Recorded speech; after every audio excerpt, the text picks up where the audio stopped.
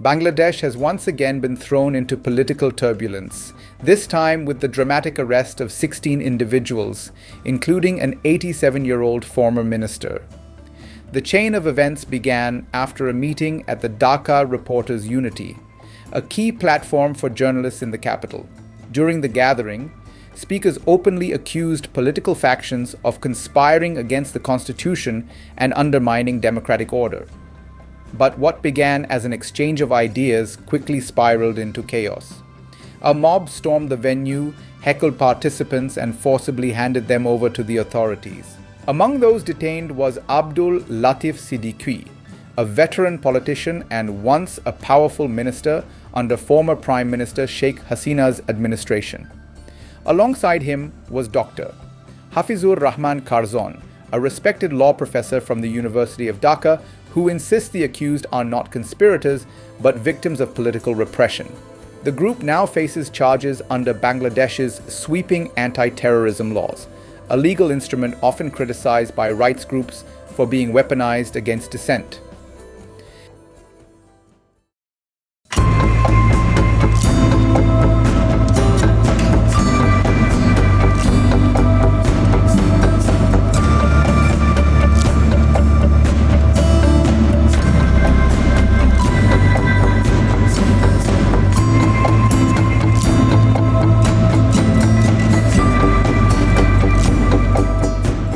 The arrests have sent shockwaves through Bangladesh's academic and journalistic circles. Manjurul Alam, one of the detained journalists, made a symbolic declaration in court. These hands have written against corruption for years. The targeting of intellectuals and journalists reflects a growing pattern.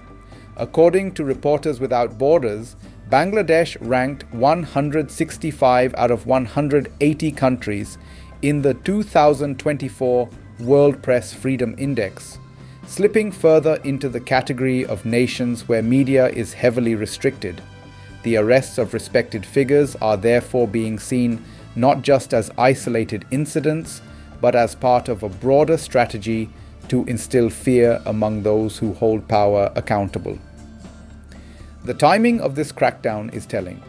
Bangladesh is heading into a critical election cycle following the 2024 uprising that toppled Sheikh Hasina's long-ruling government after nearly 15 years in power. That uprising, which saw violent clashes and mass protests, left hundreds dead and thousands detained, reshaping the political order. The ruling interim government, desperate to maintain control, now faces a resurgent opposition eager to seize the moment. By labeling dissenters as terrorists or conspirators, the authorities are shrinking the democratic space and setting a dangerous precedent where criticism of the state equates to treason. Yet, repression has not entirely silenced voices of resistance. Dr. Karzon's refusal to remain silent, the courage of journalists like Manjurul Alam, and the unity displayed by the DRU leadership demonstrate an undercurrent of defiance. Their actions underscore a powerful truth.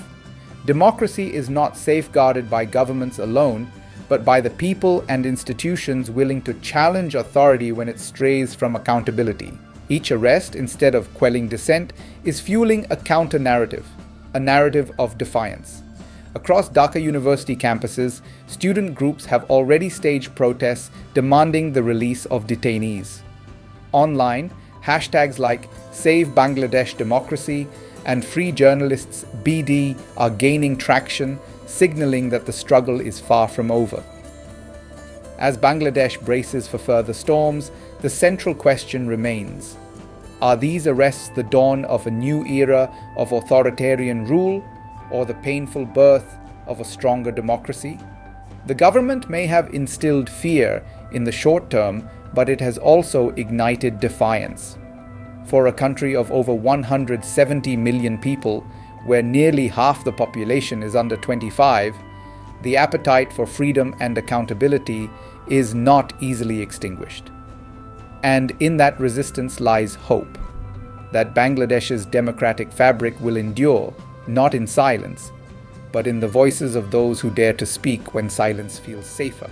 The world watches closely, for what unfolds in Dhaka may redefine not only the future of Bangladesh, but also the delicate balance between power and freedom across South Asia.